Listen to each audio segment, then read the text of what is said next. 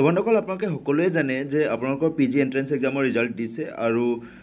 তলত আপোনালোকে দেখিব পাৰিছে আপোনালোকৰ ৰেংক কিমান আহিছে বা আপোনালোকৰ যেটো মাৰ্ক কিমান আহিছে আপোনালোকে গম পাইছে এটা কথা হ'ল কিছুমান শিক্ষাৰ্থীৰ মাৰ্কস বহুত কম আহিছে বা তেওঁলোকৰ ৰেংকটো বহুত পিছত আছে এটা তেওঁলোকে এডমিশন কেনেকৈ ল'ব পাৰিব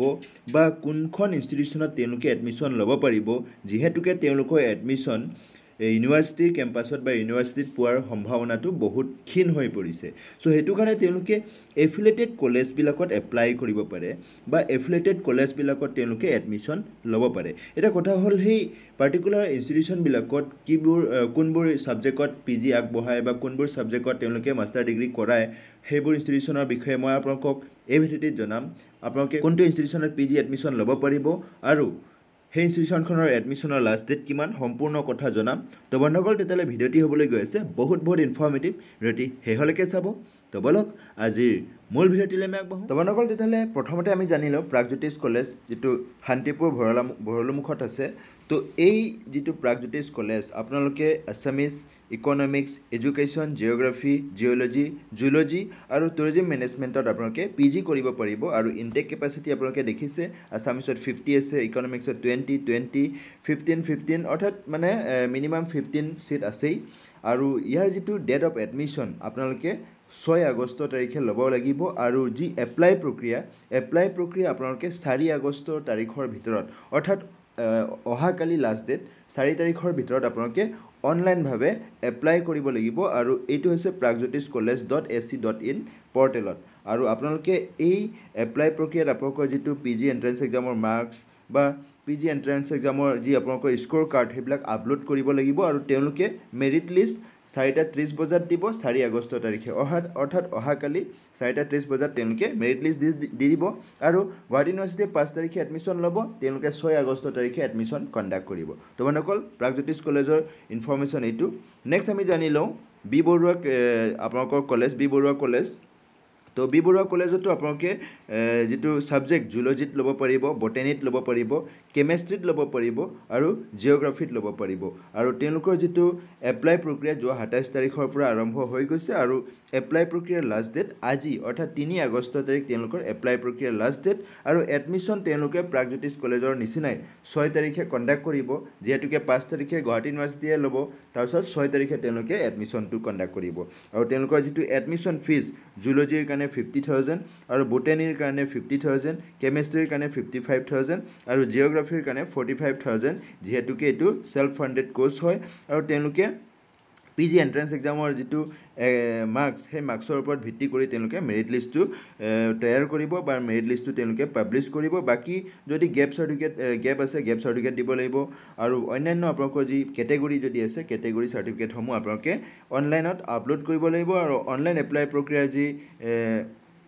অনলাইনৰ যি পৰ্টেল হে পৰ্টেলটো আপোনালোকে ভিজিট কৰক বি বৰুৱা কলেজ অটোনমাস আপোনালোকে এই কলেজখনৰ ৱেবছাইটতে আপোনালোকে অনলাইন এপ্লাইৰ এটা সেকশন পাব যত আপোনালোকে এপ্লাই কৰিব পাৰিব নেক্সট আহি গল বন্ধুসকল আমি জানিলো নগাঁও কলেজ যেটো এতিয়া নগাঁও ইউনিভাৰ্চিটি হৈ গৈছে হল এই ইনষ্টিটিউচনখনত আপোনালোকে কি এডমিশন ল'ব পাৰিব কি সাবজেক্টত এডমিশন ল'ব পাৰিব তো বাকি যিমানবোৰ ইনষ্টিটিউচন আছে গুৱাহাটী ইউনিভাৰ্চিটি এফিলিয়েটেড কলেজ তাৰে ভিতৰত এই কলেজখনত আটাইতকৈ বেছি কোৰ্স পিজি আগবঢ়ায় তেওঁলোকে 19টা সাবজেক্টত তেওঁলোকে পিজি এন্ট্ৰেন্স পিজি এডমিশন দিয়ে তাৰে ভিতৰত আসামিছত 50 ইনটেক আছে ইংলিছত 29 ইনটেক আছে এডুকেশ্যনত 30 হিষ্ট্ৰীত 25 ফিলছফিত 29 জিওগ্ৰাফিত 22 ইকোনমিক্সত 26 বটানীত 18 কেমিষ্ট্ৰিত 17 জুলজিত 18 সংস্কৃতত তেওঁলোকে 25 কমাৰ্চত আকৌ 30 হিন্দীত 15 পলিটিকেল সায়েন্সত 15 ফিজিক্সত 12 ম্যাথমেটিক্সত 15 ষ্টেটিষ্টিক্সত 12 আৰবিকত আকৌ 10 বেংগলীত আকৌ তেওঁলোকে 10 এই 19টা সাবজেক্টত তেওঁলোকে পিজি এডমিশন দিয়ে আৰু তেওঁলোকৰ যি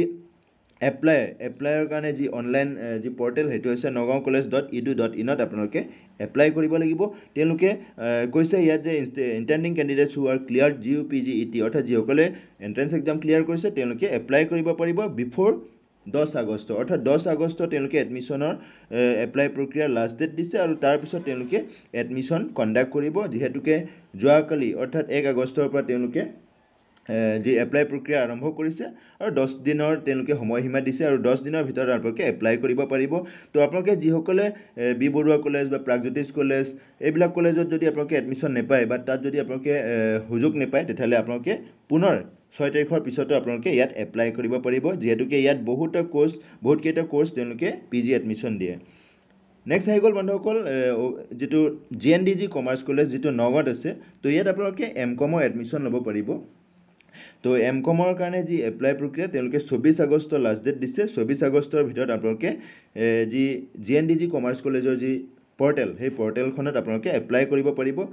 তেওঁলোকেও এডমিশ্যনৰ যি প্ৰক্ৰিয়া যোৱাকালিৰ পৰা আৰম্ভ কৰিছে এপ্লাই প্ৰক্ৰিয়া 24 আগষ্টৰ ভিতৰত এপ্লাই কৰিব লাগিব ইনটেক কেপাচিটি আছে 60 আৰু মেৰিট লিষ্ট আপোনালোকৰ কি হ'ব কলেজৰ যিটো ৱেবছাইট 24 আগষ্টৰ পাছত তেওঁলোকে আপলোড কৰিব আৰু সেইটো ডিপেণ্ড কৰিব আপোনালোকে কিমান মাৰ্কছ পাইছে GUPGET এন্ট্ৰেন্স এক্সামত আৰু সেইটো কাৰণে আপোনালোকে এডমিশ্যনৰ কাৰণে যি হেল্প ডেস্ক নম্বৰো তেওঁলোকে পাব্লিছ কৰিছে তাতো আপোনালোকে কণ্টেক্ট কৰিব পাৰিব নেক্সট আহি গ'ল কলিয়াবৰ কলেজ যিটো কলিয়াবৰত আছে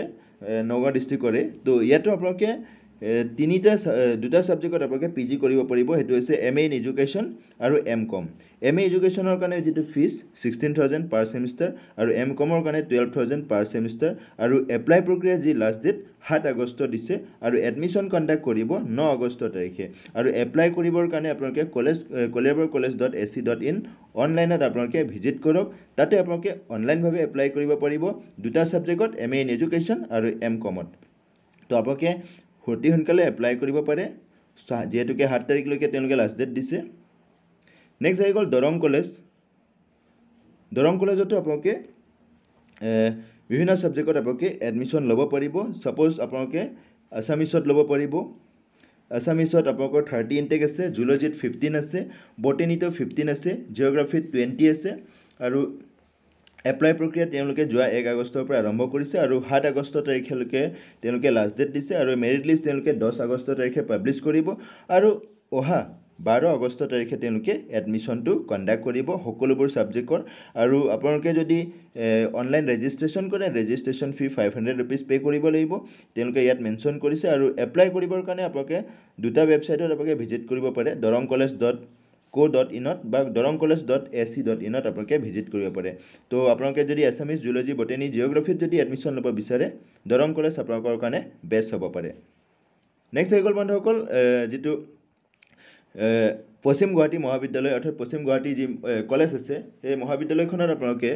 দুটা ছাবজেক্টত আপোনালোকে PG কৰিব পাৰিব সেইটো হৈছে পলিটিকেল সায়েন্স আৰু এছামিছত য'ত পলিটিকেল সায়েন্সত 20 আৰু এছামিছত আছে 30 ইনটেক আৰু এপ্লাই প্ৰক্ৰিয়া যি লাষ্ট ডেট অহা 8 আগষ্ট দিছে আৰু ইণ্টাৰভিউ অৰ্থাৎ ভেৰিফিকেশ্যন কাম এডমিশ্যন আপোনালোকৰ 12 আগষ্ট পলিটিকেল সায়েন্সৰ কাৰণে আৰু আছামিছৰ কাৰণে 14 আগষ্ট তাৰিখে তেওঁলোকে কণ্ডাক্ট কৰিব আৰু সেই ধৰণে আপোনালোকে এডমিশ্যন ল'ব পাৰিব আৰু এপ্লাই কৰিবৰ কাৰণে আপোনালোকে অনলাইনভাৱে যিটো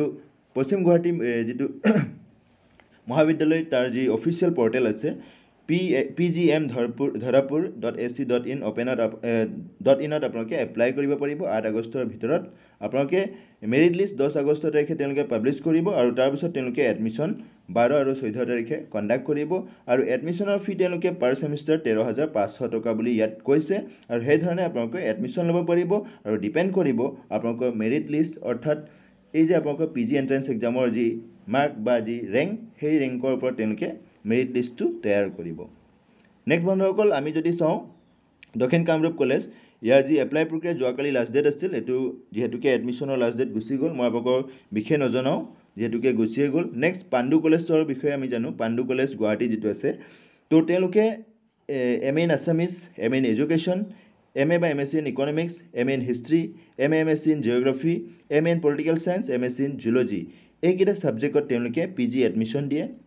গোটেইকেইটা ছেল্ফ ফাইনেন্স হয় আৰু সেইটো কাৰণে ফিজ তেওঁলোকে MA in আছামিছত 12,000 MA in এডুকেশ্যনত 18,000 MA in MSc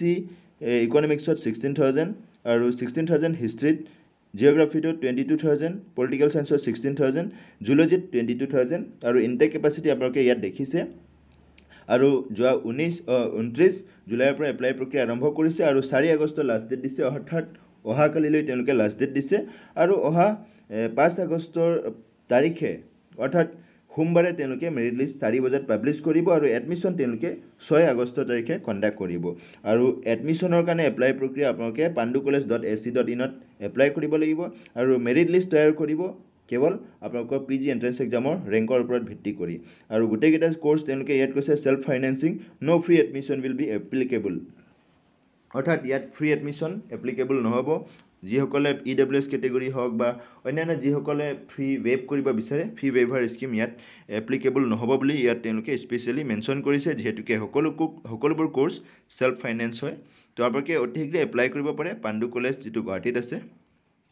তো বন্ধুসকল তেতিয়াহ'লে এইখিনি আছিল আপোনালোকক মই প্ৰায় 10খন মানৰ ইনষ্টিটিউচনৰ বিষয়ে জনাইছোঁ আৰু বাকী যিমানবোৰ এফিলিয়েটেড কলেজ আছে সেইবোৰৰ বিষয়ে যদি আপোনালোকক জনাব লাগে তেতিয়াহ'লে আপোনালোকে কমেণ্ট ছেকশ্যনত কমেণ্ট কৰক মই আপোনালোকৰ বাবে নেক্সট পাৰ্ট 2 ভিডিঅ' আনিবলৈ চেষ্টা কৰিম তো বন্ধুসকল তেতিয়াহ'লে ভিডিঅ'টি শেষলৈকে চোৱাৰ বাবে আপোনাক অশেষ ধন্যবাদ জয় আই অসম